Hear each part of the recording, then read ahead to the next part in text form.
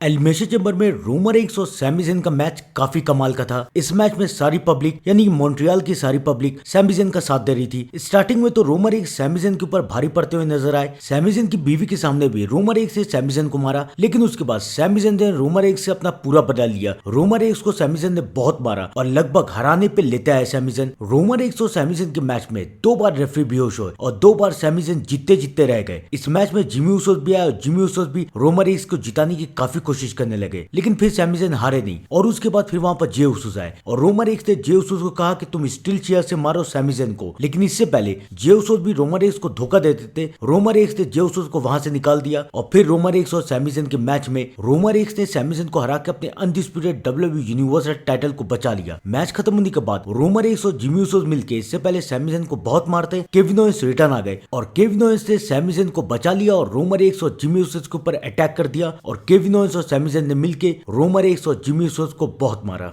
लेकिन Sami Zayn और blood line की दुश्मनी यहीं पर खत्म नहीं हुई है। सैमी ज़ेन और केविन ओवेंस एक बार फिर द उसोस को चैलेंज करेंगे undisputed WWE tag team title के लिए और सैमी ज़ेन और केविन ओवेंस की ब्लड लाइन के साथ दुश्मनी अभी और लंबी चलेगी। तो आइए दोस्तों, अब हम लोग बात करते हैं एलिमिनेशन चैम्बर 2023 के बारे में और देखते हैं कि एलिमिनेशन चैम्बर 2023 में क्या क्या हुआ। एलिमिनेशन चैम्बर की शुरुआत हुई वुमेन्स एलिमिनेशन चैम्बर मैच के साथ और इस मैच में जो भी जीतती वो बियांका बेलर को रेसलमेनिया में चैलेंज करती रॉ वुमेन्स टाइटल के लिए। एलिमिनेशन चैम्बर की शुरुआत की नैटालिया और लिव मॉर्गन ने और उसके बाद 3rd नंबर पे आई रकेल, उसके बाद नंबर 4th पे आई निकी क्रॉस, नंबर 5 पे आई कार्मेला और सबसे आखिरी में आई आस्का। सबसे पहला एलिमिनेशन हुआ निकी क्रॉस का और निकी क्रॉस को एलिमिनेट किया रकेल ने। रकेल ने निकी क्रॉस के ऊपर पॉट तोड़ दिया और उसके बाद निकी क्रॉस का पिन करवा के उसे इस एलिमिनेशन चैम्बर मैच से एलिमिनेट कर दिया। उसके बाद लिव मॉर्गन को नैटालिया और आस्का दोनों ने मिलकर सबमिशन दे दिया और लिव मॉर्गन रिंग में बेहोश हो गई, जिसके कारण लिव मॉर्गन को एलिमिनेट होना पड़ा। और फिर कार्मेला ने एलिमिनेट कर दिया नैटालिया को और फिर रकेल को भी कार्मेला और आस्का ने मिलकर एलिमिनेट कर दिया। और इस मैच के आखिर में आस्का ने कार्मेला को एलिमिनेट कर दिया और इस मैच की विनर बन गई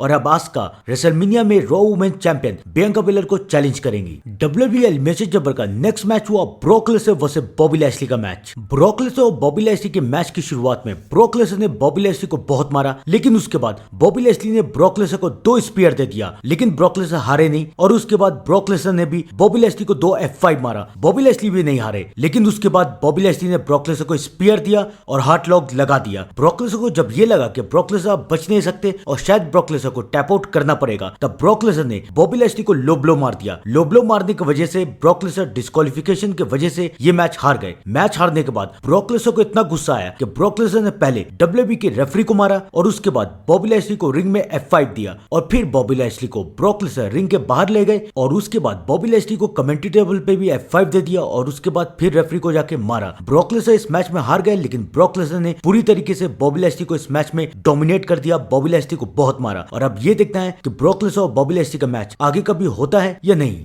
डब्ल्यूडब्ल्यूई एलिमिनेशन चैम्बर का नेक्स्ट मैच हुआ टैग टीम मैच, यानी कि एज और बेथ फिनिक्स वर्सेस रिया रिप्ले और फिन बैलर का मैच। इस मैच के शुरुआत में एज और बेथ फिनिक्स की टीम फिन बैलर और रिया रिप्ले की टीम पे भारी पड़ती हुई नजर आ रही थी, लेकिन इस मैच में बार बार डोमिनिक रिया रिप्ले की मदद करने की कोशिश कर रहे थे और बेथ फिनिक्स का ध्यान बटाने की कोशिश कर रहे थे और डोमिनिक ऐसा करने में कामयाब भी हो गए। डोमिनिक की वजह से बेथ फिनिक्स इंजर्ड भी हो गई और ये देख के एज को गुस्सा आ गया और एज ने डोमिनिक को दौड़ा दिया और डोमिनिक को रिंग से बाहर कर दिया। बेथ फिनिक्स को एज को टैग देना था, लेकिन रिया रिप्ले और फिन बैलर एज को टैग लेने दे ही नहीं रहे थे। फिन बैलर ने एज को नीचे मार के गिरा दिया और रिया रिप्ले बेथ फिनिक्स को रिंग के अंदर मारती रही, लेकिन उसके बाद एज को टैग मिला और एज और बेथ फिनिक्स ने रिया रिप्ले और फिन बैलर को रिंग में सबमिशन लगा दिया। लेकिन इससे पहले फिन बैलर टैप आउट करते डोमिनिक रिंग के बीच में आ गए और रेफरी का ध्यान बट गया और फिर इसका फायदा उठा के रिया रिप्ले ने पहले बेथ फिनिक्स के ऊपर अटैक किया और उसके बाद एज को नकल से मार दिया, लेकिन तब भी एज हारे नहीं और एज ने किक आउट कर दिया। लेकिन उसके बाद मैच के आखिर में बेथ फिनिक्स ने रिया रिप्ले को बाहर अपना फिनिशर लगाया और एज ने फिन बैलर को रिंग के अंदर अपना स्पीयर लगाया और उसके बाद बेथ फिनिक्स और एज ने अपना tag team finisher Finn Balor को दिया और फिन बैलर के ऊपर पिन करवा के इस मैच के विनर बन गए। यूनाइटेड स्टेट्स चैंपियनशिप के मैच में सेथ रॉलिंस जीतने ही वाले थे कि तभी वहां पर लोगन पॉल आ गए और लोगन पॉल ने सेथ रॉलिंस के ऊपर अटैक कर दिया, जिसका फायदा उठा के ऑस्टिन थ्योरी ने सेथ रॉलिंस को हरा के अपना यूनाइटेड स्टेट्स चैंपियनशिप बचा लिया।